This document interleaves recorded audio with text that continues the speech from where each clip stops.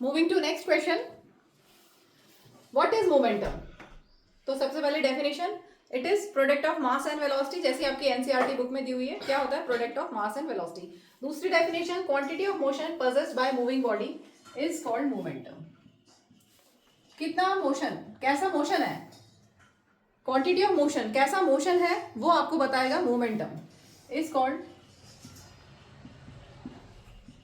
ठीक है, दूसरी डेफिनेशन आप लिख सकते हैं, it is a product of mass and velocity.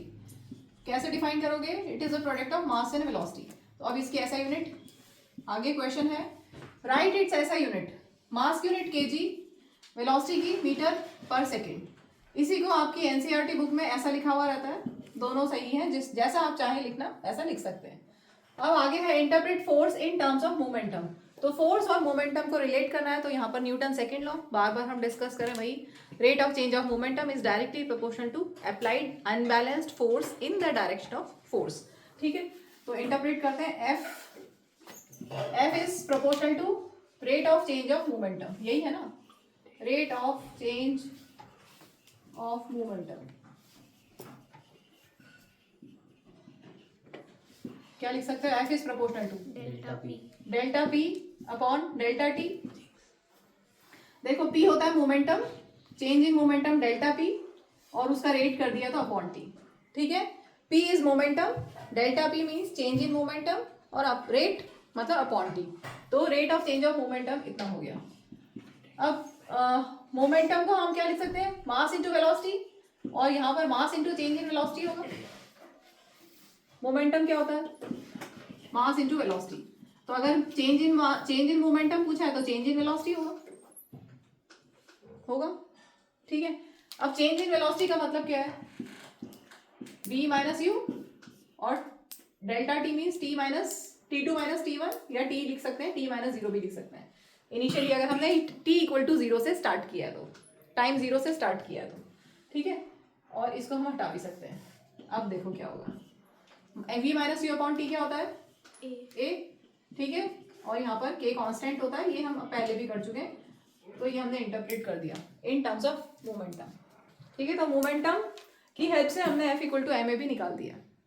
ठीक है, ये हो गया। अब आगे, represent the following graphically, momentum versus velocity when mass is fixed. Next graph है momentum versus mass when velocity is fixed. तो दो ग्राफ हमें बनाने हैं, पहले ये लिख लें फिर मैं इरेज करती हूँ।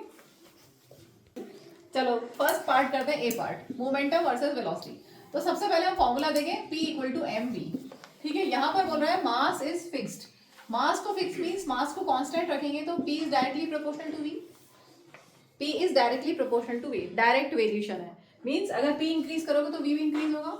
इसका हम ग्राफ बनाते हैं, p वर्सेस v। जब भी डायरेक्ट वेरिएशन होता है तो ऐसा ग्राफ बनता है, जैसे आपने पढ़ा है ना डिस्टेंस और time graph, distance time graph पढ़ा है, वेलोसिटी टाइम ग्राफ पढ़ा है। यूनिफॉर्म मोशन में क्या होता है, जब ये इंक्रीज हो रहा है, हमने ये पढ़ा है, चलो आपने जो प्रीवियस नॉलेज है, डिस्टेंस टाइम ग्राफ क्या क्या शो करता है? ये यूनिफॉर्म मोशन, एक्सेलरेशन नहीं, डिस्टेंस टाइम ग्राफ है, सब भूल गए। वेलोसिटी टाइम ग्राफ में क्या शो करता है? एक्सेलरेशन। यहाँ पे यूनिफॉर्म वेलोसिटी या यूनिफॉर्म एक्सेलरेशन। ठीक है, तो इसका मतलब जैसे जैसे टाइम इंक्रीज हो रहा है वैसे वैसे डिस्टेंस भी इंक्रीज हो रहा है, मतलब ये डायरेक्ट वेरिएशन है। वैसे यहाँ पर टाइम इंक्रीज होगा, इस टाइम के करस्पॉन्डिंगली वेलोसिटी, इस टाइम के करस्पॉन्डिंग वेलोसिटी, तो जैसे जैसे टाइम इंक्रीज हो रहा है वेलोसिटी इंक्रीज हो रही है। तो ये कैसा है? डायरेक्ट वेरिएशन है, ये भी डायरेक्ट वेरिएशन। वैसे ही यहाँ पर जैसे जैसे वेलोसिटी इंक्रीज होगी मोमेंटम भी इंक्रीज होगा, अगर मास कांस्टेंट है तो। ठीक है, कहाँ से समझाऊं वापस, क्या डाउट आ रहा है?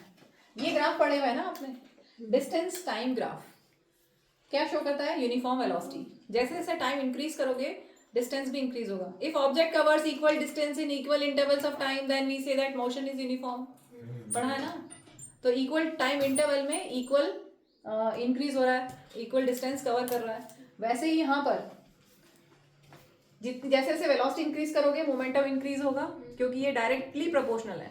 डायरेक्टली प्रोपोर्शनल में ग्राफ कैसा बनता है? इस तरह का ग्राफ बनता है। ठीक है, तो बना दिया हमने। आगे करते हैं सेकेंड पार्ट,